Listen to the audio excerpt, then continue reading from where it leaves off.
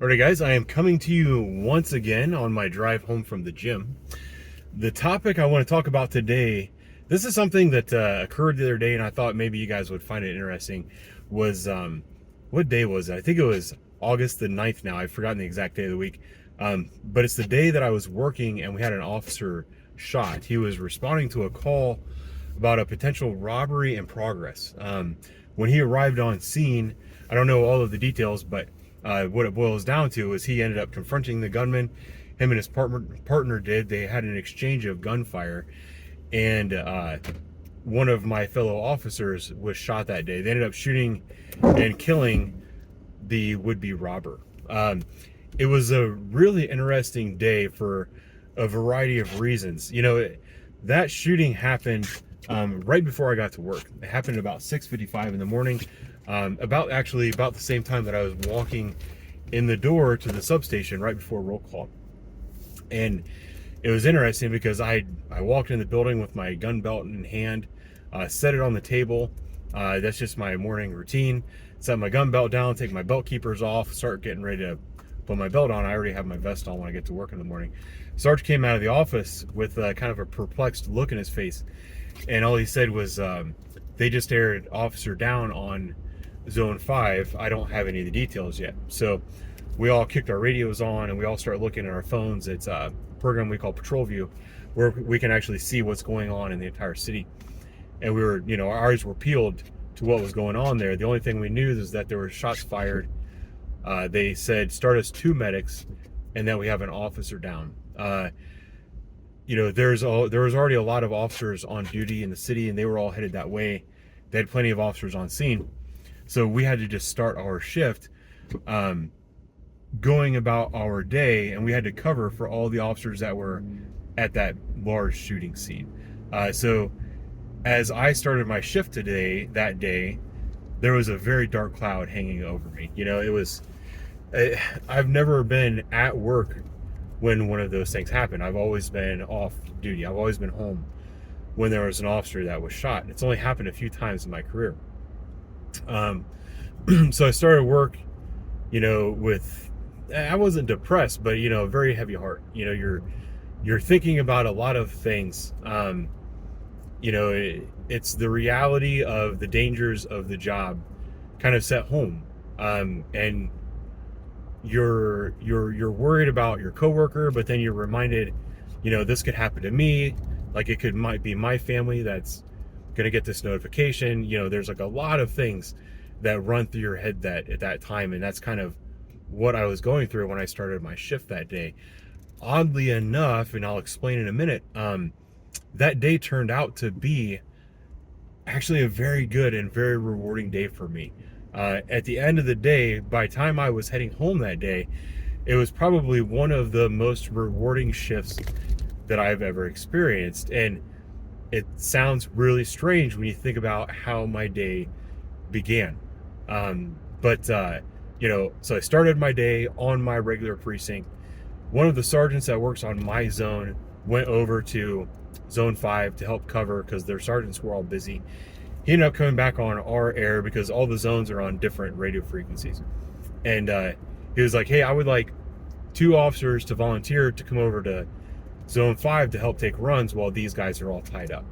Now, when I was a brand new officer, and I was on my 4th phase of FTO phase, or coaching like we call it, and then when I was on my probationary phase, which lasts 6-7 months, I can't remember how long I was on probation, I actually worked on zone 5. I worked on the precinct just to the north of where the officer was struck.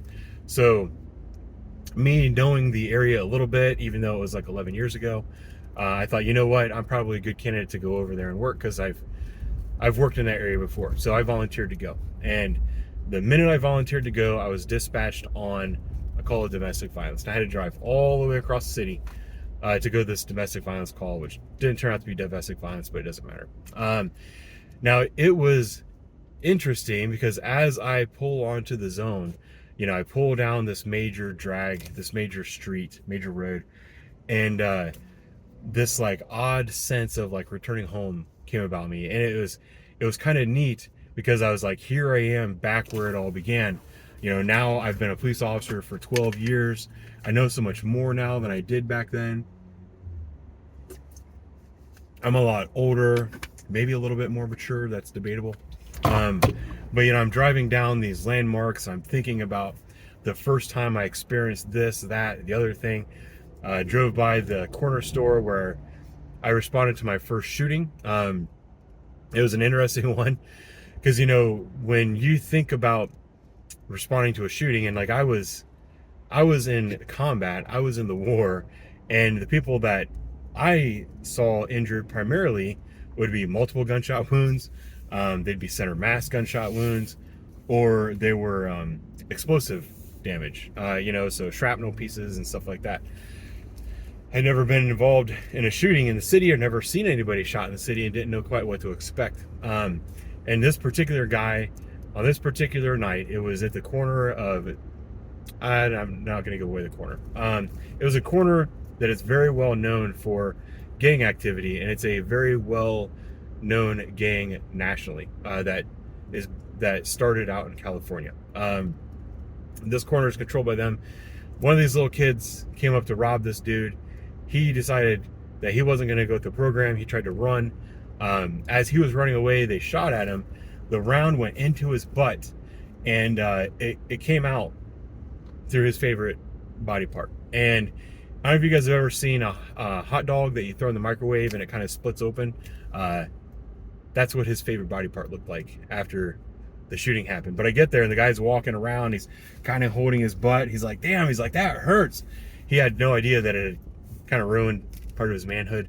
But that was the first shooting that I ever responded on. And then just down the street from there, I remember one night I stopped two kids on bicycles. This is a very, like I said, very heavily hit area by gangs, a lot of drug activity, a lot of prostitution. These two young men, they weren't juveniles, I call them kids anyway. These two kids were riding their bikes against the flow of traffic with no headlights, no taillights, no reflectors, no emergency bells, no nothing like that. So I stopped them, asked for their IDs. One kid handed me his ID. The other kid didn't have his ID on him. And I said, hey, since we're just standing out here and you guys are this close to my car, do you mind if I pat you down for weapons? They said, no, go ahead. As I'm patting one kid down for weapons, find something in his pocket, and I say, hey, what is that? He said, I don't know. I said, do you mind if I take it out and look at it? He said, yeah, go ahead. So I pulled out a pill bottle. I'm holding his hands with my one hand. I pull out a pill bottle. I open it up and I look in, and there's 2 crack rocks in there. And at that point in time, he was able to, while I was distracted, pull away from me, take off running. The funny thing was, I had his ID already in my hand. I grabbed onto his buddy. I got on my radio and I said, hey, I just had one take off. I ended up dropping a direct indictment on him because I had his crack and I had his ID, so I knew who he was. So I was able to indict him for possession of cocaine. But these were things that, as a brand new officer, some of the mistakes I made, some of the experiences I had, it all kind of came back to me as I'm working this part of town. Then another part of the thing about this part of town is the racial makeup of this part of town. The part of town that I work is probably 50-50 white-black. Might be a little bit more white people than black people, but it's hard to tell. The part that I was working on that particular day is like 90% black, 10% white, if even 10% white. And people in this part of town really don't like to deal with the police. To the point where if I pulled into a parking lot, everybody would stand up and walk away. Even if I got out of the car and I was my normal jovial self. I was like, hey guys, how's it going? How you doing today? They would talk to me if I asked them a question. I was like, hey, did you see anybody running around with scissors out here? And they're like, yeah, I did see a woman. And they would give me a description that matched the description of the person I was looking for. And they would tell me which way she went. But they weren't going to slow down. They weren't going to stop and talk to me. They were going to talk to me as they was walking away. It was that kind of vibe, that not you're in hostile territory, but there was like a kind of an odd uneasiness that kind of exists in this neighborhood when you're a white officer. So that was kind of the first half of my experience for the day. Shortly thereafter, I got probably text messages or something that the officer who was shot was going to be fine. He's injured. He has a serious injury. I believe he needed a surgery. But even with that, A couple months down the road, he's going to return to full duty, expected to be completely okay. I'm not minimizing the fact that he was shot, because being shot sucks. He had enough damage that he needs a surgery, so that sucks a lot. He was in some pain, but knowing that he's going to return to full duty, live a full, productive life, that makes me feel good. So that was very uplifting. Then I'm having these experiences, memories are flying back to me, having these experiences with the community. And then I had a really kind of a funny call that I was dispatched on. I wasn't even dispatched on. I looked at the computer, and there was they called it a high risk 22 complaint on the board. A 22 is an animal complaint. I clicked on it, and it said, caller is not at scene, is watching this on camera. Just saw a younger male black being chased by 2 pit bulls. Thinks an officer should go check it out. Now, when we get these calls that somebody's calling something in that they saw on camera, it's not that we don't take it as seriously, but the seriousness of the call can be taken down a notch. Because you're not at scene, you're watching this on camera, and you're calling the police.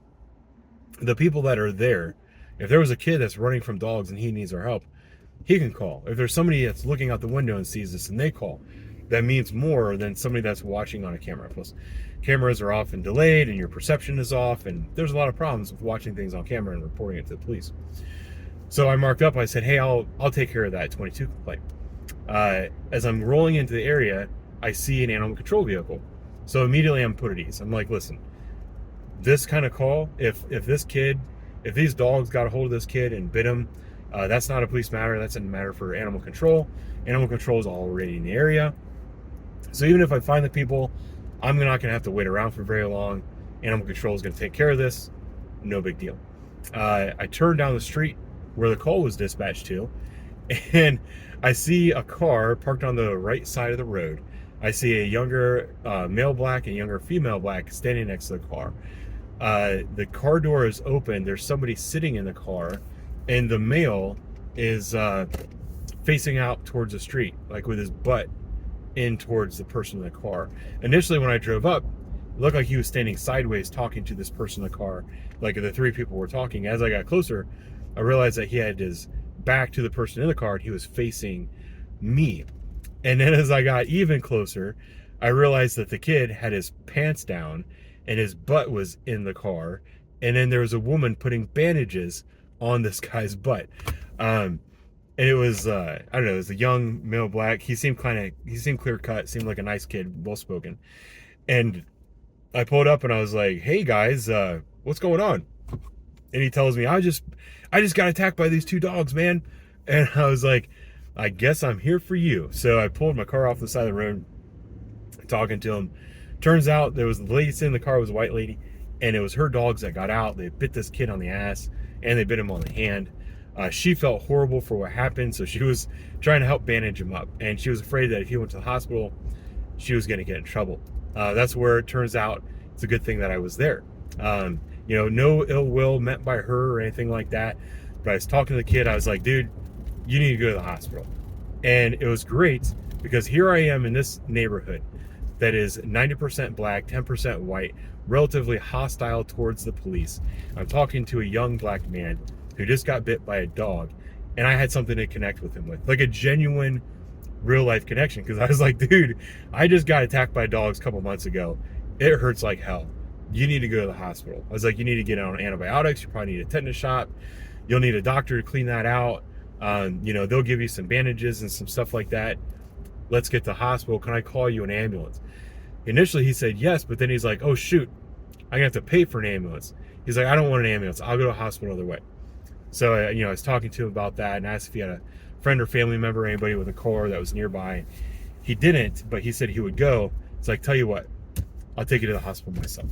So we, not only did I offer to take him to the hospital, but I knew that the closest hospital available was the one where the officer was transported when he was shot. And it was absolutely mobbed with media and leadership from the police department. The mayor was there. All kinds of people were there. I was like, you don't want to go to that hospital. It's a madhouse. I'll take you to another hospital. So as we're going to the hospital, he's talking about his bite. I was telling him about my dog bite incident. When we got out of the car, I showed him pictures of my phone from when I got bit and stuff like that. we had like a genuine connection, a really, I don't want to say heartfelt, but just a real genuine interaction between a police officer and a citizen. And it was a part of town that I generally don't work, so they've never met me before. I've never met them. They didn't know who I was. But we kind of bonded over this thing. And and it was just, at the end of the day, I went back to my precinct. I got cleared, and I had this overwhelming sense of pride and accomplishment for the way my day had gone, because it started off potentially being one of the worst days of my career, potentially losing a friend and a coworker on duty, and then kind of seeing how everybody banded together to get the job done and help everybody out, and fill in all the gaps and cover for people who were busy and who were like potentially mourning. They just gone through a traumatic experience, and everybody just, nobody asked questions, nobody complained, everybody just kind of picked up the pieces, went to work, did their job because they knew how important their job was. And it really gives you this sense of unity, and it gives you this sense that what you're doing is important and necessary. So at the end of the day, it was honestly one of the most rewarding days of my career. I thought I would share that story with you. So thank you for watching. I'll talk to you guys later.